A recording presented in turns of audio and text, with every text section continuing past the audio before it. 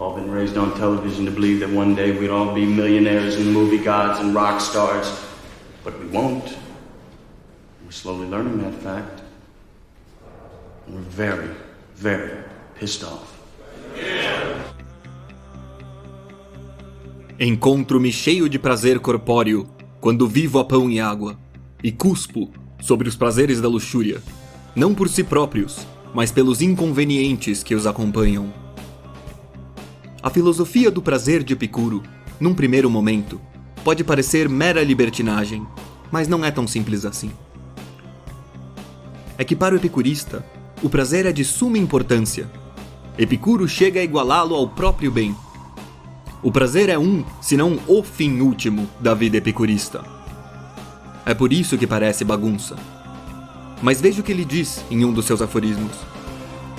Quando dizemos que o prazer é um fim, não queremos referir-nos aos prazeres dos intemperantes ou aos produzidos pela sensualidade, mas ao prazer de nos acharmos livres de sofrimento do corpo e de perturbações da alma.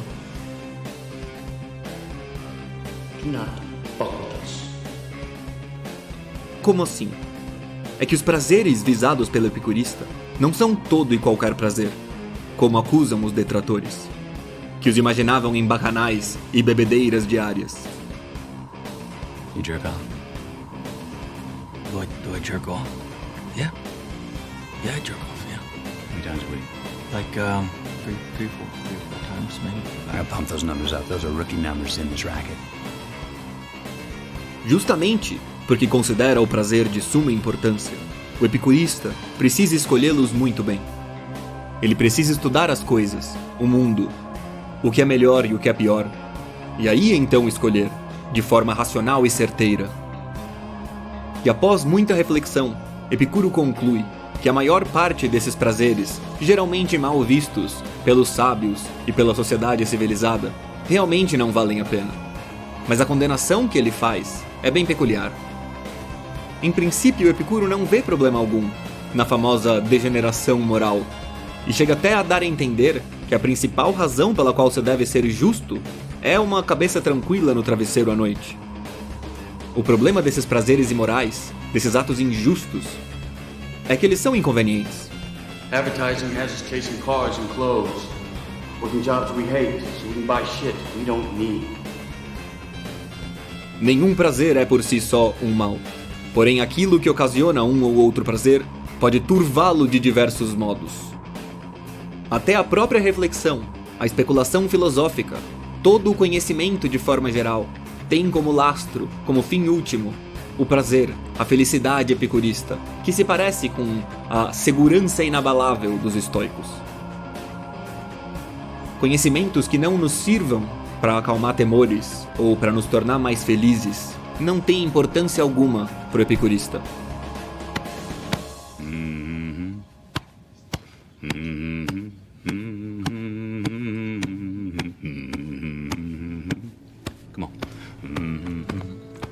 Nas teses fundamentais, ele diz assim: aquele que quiser dominar a incerteza que sente perante o mundo que o cerca, fará bem em familiarizar-se o mais que for possível com ele. Caso isso não possa ser realizado, que cuide ao menos que este mundo não lhe seja estranho. De tudo aquilo que nem isso lhe permite, ele fará bem de não tomar conhecimento, mas apenas se baseará no que lhe prestará ajuda para adquirir segurança. É que Epicuro considera que os nossos sofrimentos todos provêm essencialmente da ignorância do universo e de como as coisas são, e da nossa relação com o mundo. Por exemplo, na crença de que a morte é algo temível. Você precisa saber justamente e só para resolver esse tipo de coisa. Todo conhecimento deve ser cultivado apenas enquanto sirva essa terapêutica dos temores, e não pelo seu conhecimento em si. Em uma de suas teses fundamentais, ele afirma o seguinte: aquele que conhece os limites da existência sabe que tudo aquilo que elimina a dor das privações e que torna a vida perfeita é facilmente obtido.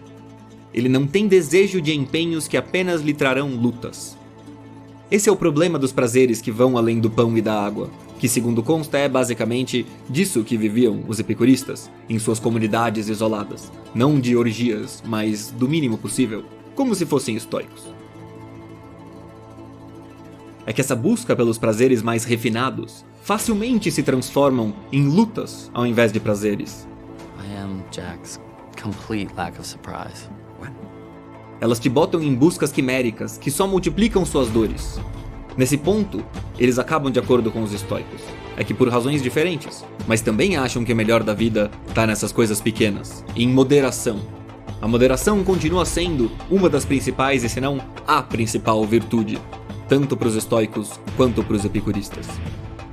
Mas o epicurista não evita os prazeres. Ele prefere aceitar os prazeres que vêm na medida em que vêm, apenas não indo atrás deles. Ele só vai atrás de pão e de água, de uma boa cama, de um bom banho, do necessário, do mínimo. Mais do que isso, ir atrás de mais do que isso, resulta num déficit de prazer, ao invés de aumentar seu prazer. Este é o problema. Então, não são por razões muito belas e louváveis que Epicuro recomenda que se viva uma vida modesta e moderada, mas por razões que parecem as razões de um libertino justificando a sua conduta. É por isso, talvez, que, ao longo dos séculos, a fama dos epicuristas sempre foi essa. O ponto dele é que você poderia comer morangos e ter o mesmo prazer que comendo o melhor sorvete do país, do outro lado do estado, 10 vezes mais caro, com trânsito e todas as inconveniências que isso pode multiplicar, na ida e na volta. Por que não ficar com o morango?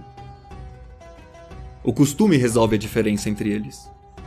Então, mesmo que você queira viver pelos prazeres, a visão epicurista é a de que não vale a pena caçar os enormes, porque eles vão te dar mais problema do que prazer no fim das contas. Mas agora a gente chega no segundo ponto, que é totalmente essencial para a filosofia epicurista, para a vida feliz para o epicurista. É a questão do jardim de Epicuro. É que de fato nem só de pão e água vive o homem. Epicuro valoriza acima de tudo as amizades. A facilidade de granjear amizades é de longe a mais eminente entre todas aquelas que contribuem para a sabedoria da felicidade. Ele diz também que toda amizade é desejável por si própria, mas se inicia pela necessidade do que é útil. É que para ele nada traz mais segurança do que esses amigos, do que viver cercado desses amigos, em volta deles e com eles. O mesmo conhecimento a que devemos o consolo de que nenhum terror é eterno, ou que dure muito tempo, também nos deixa compreender que durante o terror, a verdadeira segurança nos é proporcionada pela amizade. E é interessante que nós não temos tanta necessidade da ajuda dos amigos, como na confiança de sua ajuda. Isso faz com que você possa formar laços de amizade, e sem que ninguém tenha que ter feito um esforço adicional para salvar o outro, todos ganham o adicional de se sentir protegidos contra algo que poderia acontecer, mas não aconteceu. Então você multiplica os valores, você multiplica a utilidade quando você forma essas amizades. Nem a posse de riquezas, nem a abundância das coisas, nem a obtenção de cargos ou poder produzem a felicidade e a bem-aventurança. Produzem na ausência de dores, a moderação nos afetos, e a disposição de espírito que se mantenha nos limites impostos pela natureza. O Epicuro dá um enorme valor à amizade, mas não parece confiar muito no amor-paixão dos amantes. Essa é outra razão também pela qual a fama dos epicuristas não costumava ser muito boa.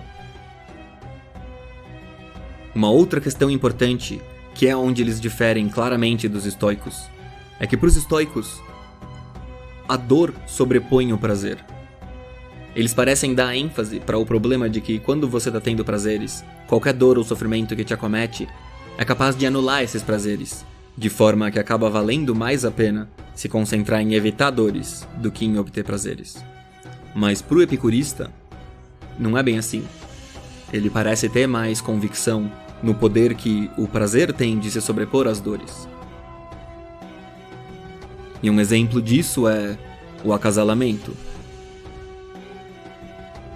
E quanto a esses sofrimentos modernos, a depressão e tudo mais, veja o que ele tem a dizer. Desejos que são ditados pela natureza, mas que não ocasionam dor quando insatisfeitos, e nos quais apesar disso perdura a ânsia e o empenho, são oriundos de vã ilusão. Que eles não se desvanecem, não é em razão de sua constituição, mas apenas em razão da vã imaginação do homem. Ou seja, tudo aquilo que você quer, mas que, quando você não obtém, que não causa literalmente dor, eles são ilusão, eles são fruto da sua imaginação. É normal que você os tenha. Os humanos têm uma imaginação muito fértil. Você pode criar ciências inteiras baseadas em falar sobre essas coisas que você vai imaginar. Mas isso não muda o fato de que é apenas a sua imaginação. E é por isso que se focar nos desejos e nos prazeres não descamba na coisa errada. É porque quando você pensa a respeito deles direito, você percebe que mesmo a vida dos prazeres vai te levar a muito mais moderação.